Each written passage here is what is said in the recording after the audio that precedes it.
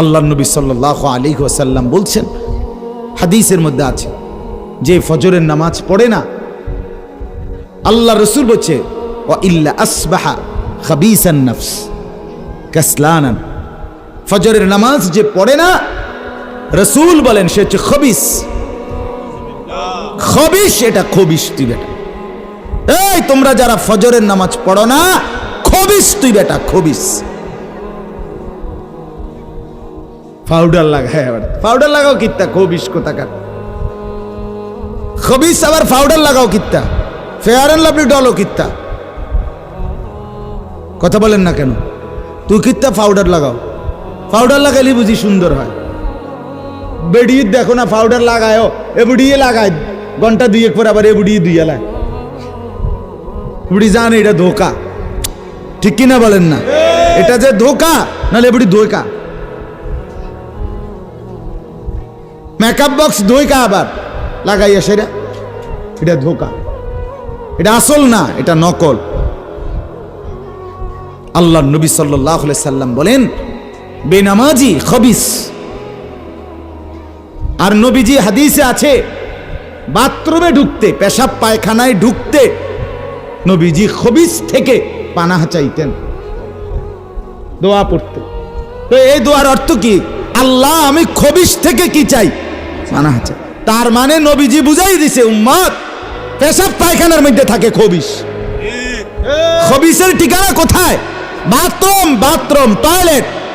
আল্লাহুম্মা ইন্নী আউযু বিকা মিনাল খুবুসি ওয়াল খাবায়েস। আল্লাহ খবিস থেকে পানাহ চাই। বাথরুমে ঢুকতে বলেন, জন্য বেনামাজি খবিস। এই খবিসের ঠিকানা টয়লেট, নাপাক। এটা নাপাক, এটা অপবিত্র, অপদার্থ, এটা অকর্মণ্য। এটা জিন্দেগির আর অর্থ কি? জীবন মানে খানা, জীবন মানে ঘুম, জীবন মানে লজ্জাস্থানের চাহিদা পূরণ, যৌন চাহিদা পূরণ, এই তিন জিনিস। তাহলে কুকুরের সাথে, বিড়ালের সাথে, গরু ছাগলের সাথে তফাৎ কি? ওই প্রাণীগুলোও তো খানা, ঘুম এবং যৌন চাহিদা পূরণ করে কিনা? কথা বলেন না কেন? কুকুরের ছাও আছে কিনা? তো কুকুর বিড়াল খায় কিনা? কুকুর বিড়াল ঘুমায় কিনা? তো তোমার সাথে তফাৎ কি? বেনামাজি বলে সেজদা নাই যার কপালে, আমনের লগে জানোয়ারের পার্থক্য কোথা? আমনে খারাইয়া কোনছে ভিডিও করুক, আমনে কম। হ্যাঁ হ্যাঁ বলেন, এখন বলেন, আমরা শুনি, এনে 10 জনে বিচার করুক। পার্থক্য কোন? আপনার সাথে জানোয়ারের তফাৎ কি? ছেলেরা বলো বাবা, তোমরা যারা মাগরিবের নামাজ পড়ো নাই, হ্যাঁ, লজ্জা কোথায় তোমাদের? শরম কোথায়? এই বেহায়া, কোন লজ্জায় আল্লাহর জমিনে চোখ তুলে তাকাও? হ্যাঁ, নির্লজ্জ। ছি ছি ছি ছি। মুসলমান এত আত্মমর্যাদা বোধহীন হয় কিভাবে? মালিককে চিনে না, বানানেওয়ালাকে চিনে না, গোলামি বোঝে না, সেজদা দিতেও মন চায় না। মুসলমান এত পাষাণ হয় কেমনে? আরে তার মা কোথায়? তার বাবা কোথায়? আরে তুই কোন মার দুধ খাইছত রে? তোরে কি মা দুধ খাওয়ায় নাই? তুই কি বাবার হাতে বড় হও নাই? তুই কি মুসলমানের ঘরে জন্ম নেও নাই? হায় না ফরমান। মা বাপ গুলোকে বললাম, কি ফুতেরে মা আমনে দুধ খাওয়াইলেন? এই অপদার্থ তো সেজদাও দেয় না। হ্যাঁ, এই বাপ কাল লাগে বিল্ডিং বানাইলেন? এই হাইওয়ান তো সেজদাও দেয় না। কাল লাগে সোফা বানান, মাতবুরি দেখান, চা দোয়ানে বইয়া গপ মারেন, জিফুত লইয়া বালা আসি, কিতা বালা? এ ফাঙ্গাস আর তেলাপিয়া খান যে, এই কারণে বালা। হ্যাঁ, এ ফার্মের মুরকা আর কক মুরকা, দুন্দুল আর করলা, দন্যা তার কাঁচামরিচ, টমাটো আর শশা,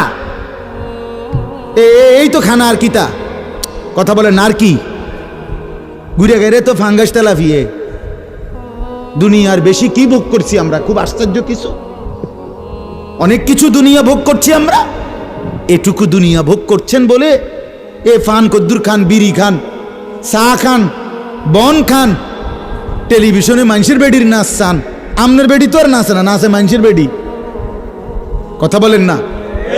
এতটুকু দেখেই দুনিয়া ভোগ করছেন বলে খুশি হয়ে গেলেন, তৃপ্ত হয়ে গেলেন, মজা পেয়ে গেলেন।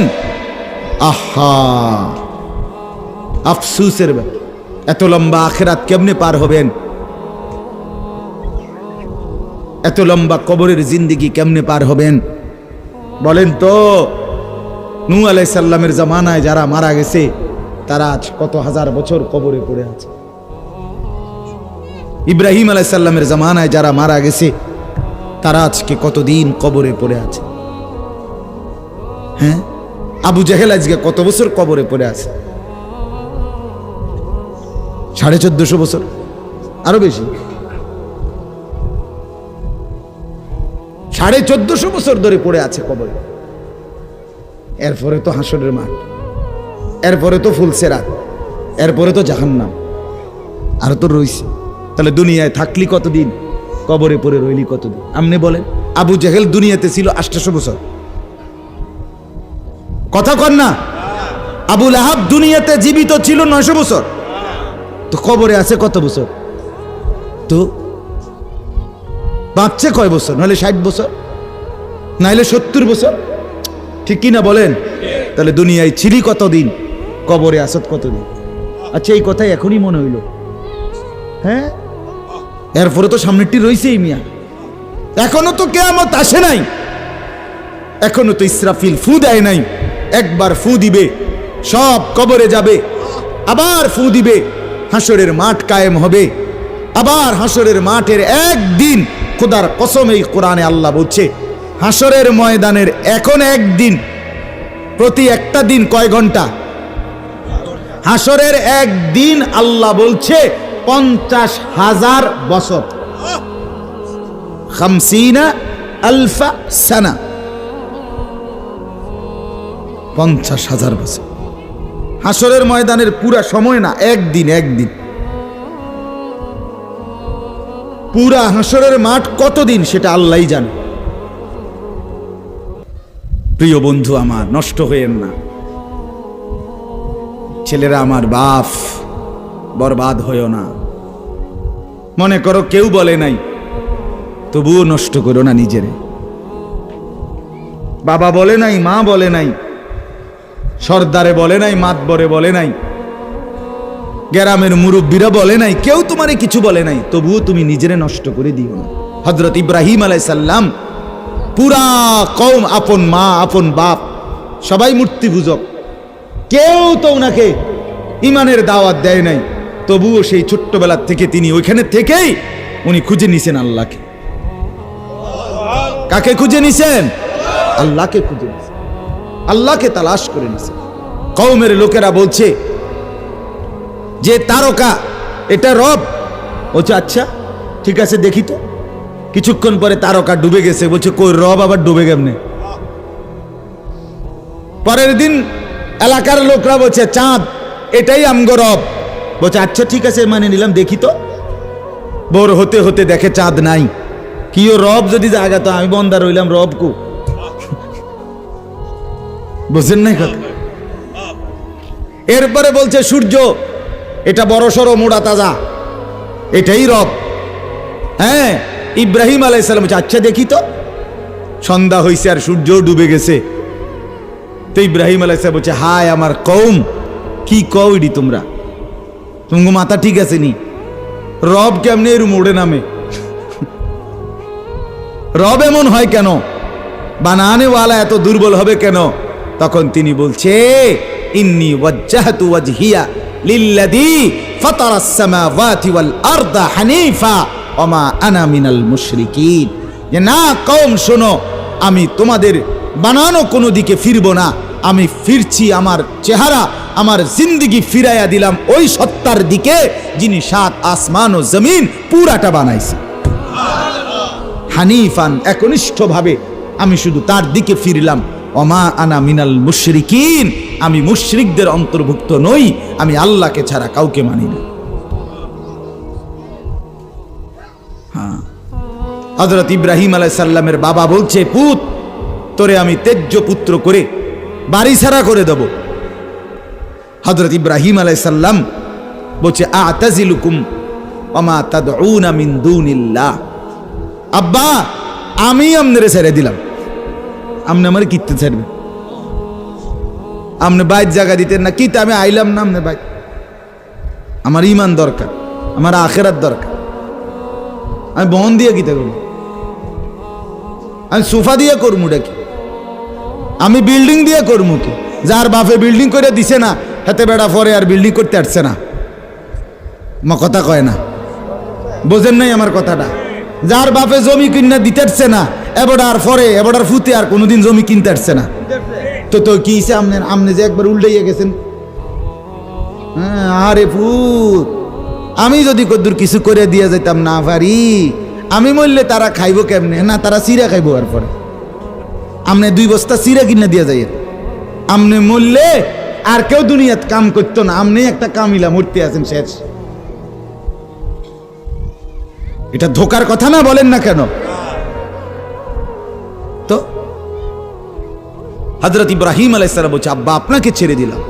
ওমা তাদউনা মিন দুনিল্লাহ, আল্লাহকে বাদ দিয়ে যে আপনি যাকে ডাকেন সেই মূর্তি, আল্লাহকে বাদ দিয়ে যেগুলোকে আপনি ডাকেন, বাপ আমি এগুলোকেও ছেড়ে দিলাম। এবার ইব্রাহিম নবী বললেন, ও আদউ রাব্বি, আমি শুধু কেবল আমার রব আল্লাহকে ডাক দিলাম। গোটা দুনিয়া ছেড়ে দিলাম বাপ, সংসারও ছেড়ে দিলাম বাপ, আপনি মা বাবার মায়াও ছেড়ে দিলাম, আমি শুধু আমার আল্লাহকেই ডাকলাম। আসা আল্লাহ আকুনা বিদুআই রাব্বি শাকিয়া।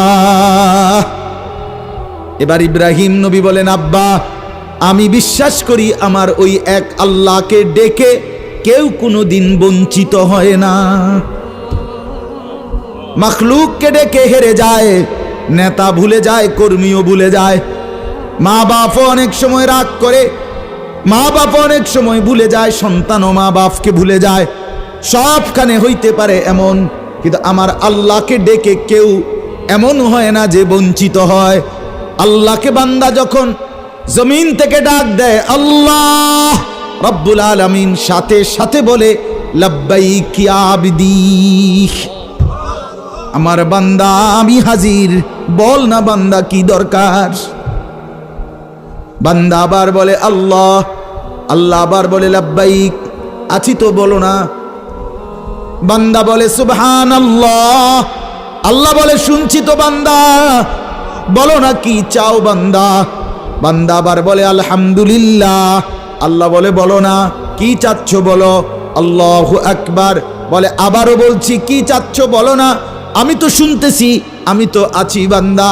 কিন্তু বান্দা যখন শুধু আল্লাহকে ডাকতে থাকে, জিকির করতে থাকে, তাসবিহ পড়তে থাকে, মনের কষ্ট দুঃখ বেদনা চাওয়া পাওয়া কিছুই বলে না, শুধু জিকির করে, শুধু জিকির করে, শুধু আল্লাহকে ডাকে, আল্লাহকে ডাকে, শেষ পর্যন্ত আল্লাহ খুশি হয়ে বলে বান্দা তুই যেহেতু আমাকে ডেকে মজা পাইছো, ঠিক আছে বান্দা তুমি আমাকে ডাকতে থাকো, আমি আল্লাহ তোমাকে দিতে থাকি।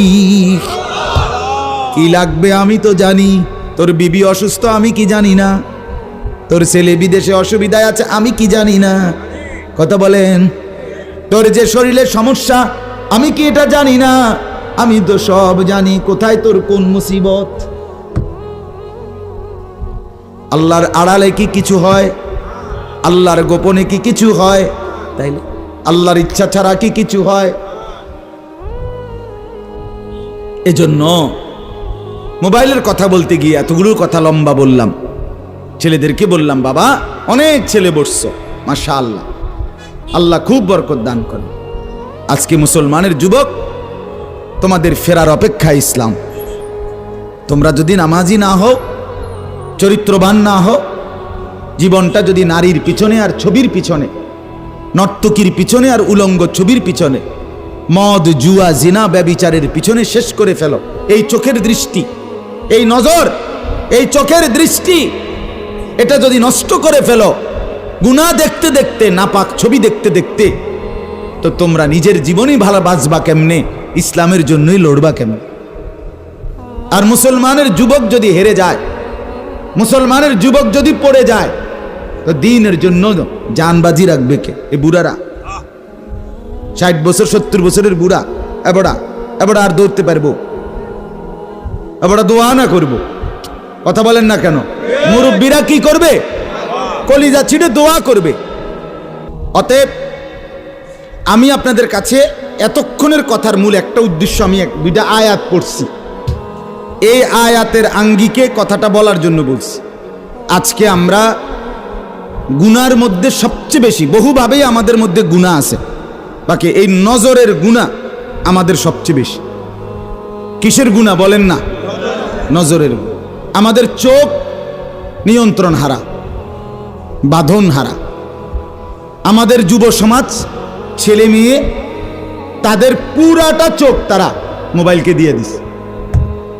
ওই যে আগে যে শুনছি যে স্বেচ্ছায় চক্ষু দান করত, কথা বুঝছেন না কথা? হ্যাঁ, মরণোত্তর চক্ষুদান। এই মরণোত্তর চক্ষুদান না, জীবিত চক্ষুদান। ওই দেখেন, ওই দেখেন ইয়া দেখো, ওই মোবাইল কার হাতে?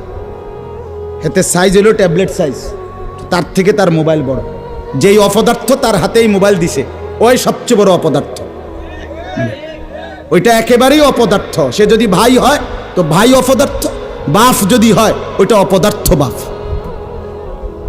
এই সন্তান নষ্ট করার সবচেয়ে বড় দায়ী আপন গার্জিয়ান। মা বেড়ি 2 বছরের বাচ্চাটারে বড় মোবাইলটা দিয়ে দিছে, তুই টিপ এটা, তুই তাবু ডিস্টার্ব করিস না, আমি সাইজ দিয়ে আসি ড্রেসিং টেবিলে, এবুডি পাউডার ডলে, হেতে মোবাইল টিপ। কথা বুঝেন নাই? ও বেড়ি হিন্দি সিরিয়াল দেখে টেলিভিশনে, হ্যাঁ হিন্দি সিরিয়াল দেখে, ইন্ডিয়ান সিরিয়াল দেখে, কি দেখে? মনোযোগ দিয়ে দেখে। হিন্দি সিরিয়ালের সবগুলোর মূল বৈশিষ্ট্য হলো স্বামী স্ত্রীর ঝগড়া, শাশুড়ির থেকে জামাইরে কেমনে আলাদা করতে হবে, দেবর ননদের কেমনে স্বামীর থেকে বিচ্ছিন্ন করতে হবে, মানে সংসার কিভাবে তছনছ করবে, এটা হলো ওই বেঈমানদের সবচেয়ে বড় ষড়যন্ত্র। সবগুলোর বৈশিষ্ট্য এটা। মহিলারা এইটা দেখা বিবাহের পরে 6 মাসও একসাথে আর থাকতে চায় না। 6 মাসও না। বেডির সিদ্ধান্ত, মরিয়ার বাসি তে বেড়ারে তার বাপ মার থেকে আলাদা করুন। জীবনের সাধনা এটা। হায় হায়, লানত, অভিশাপ ওই নারীর প্রতি, যে নারী তুমি বেটি তোমার একটু সুখের জন্য স্বামী বেচারাকে আলগা করে লাইলা। তুমি তো কিছুক্ষণের সুখ হয়তো পাইবা, কিন্তু এই স্বামী মা বাবার নাফরমানির কারণে এই ছেলেটা তারে তো চিরদিনের জন্য জাহান্নামী বানাই দিল। মা বাপ যদি কষ্ট পায়, আহাজারি করে, মা বাপের কলিজার মধ্যে যদি ব্যথা লাগে, তো এই সন্তান জাহান্নামী হবে না? বলে। এজন্য আমরা প্রত্যেকেই এই কথাটা বলতেছিলাম, আজকে আমাদের সবচেয়ে বড় গুনাহ আমাদের ছেলেদের, আমাদের মেয়েদের, আমাদের নারীদের, আমাদের পুরুষদের, আমাদের জওয়ান, আমাদের বুড়া, আমাদের যুবতী, আমাদের বৃদ্ধা, সবার একটাই বড় রোগ। আমরা চোখ অনিয়ন্ত্রিত। বুড়া মানুষও টেলিভিশন চায়, বুড়া চাচা বাঁকা হয়ে গেছে, কাশে বেরামে ধরে গেছে, কিন্তু এবার টেলিভিশন সাউন্ড, বেডিত সাউন্ড, চা দোকানে নাচ গান দেখার অভ্যাস ছোটে নাই। এমন অভ্যাস আছে কিনা বলেন না? যার নাই হেবড়া রাগ না হইলেই ভালো। আর যে বেটা রাগ হইলে, আপনার এই অভ্যাস থাকলে, আপনার রাগ হইলেই কি আর আসলেই কি। অতএব নজর নিয়ন্ত্রণ করা চাই, নজর হেফাজত করা চাই, নজর সুন্দর করা চাই। অতএব আমার বাপ, আমি আপনাদের কাছে কোরআনুল কারীমের এই 2টা আয়াতের তরজমা শুনাইতে চাই। এটা পুরুষদের জন্য, নারীদের জন্য, উভয়টা। একজন মুসলিম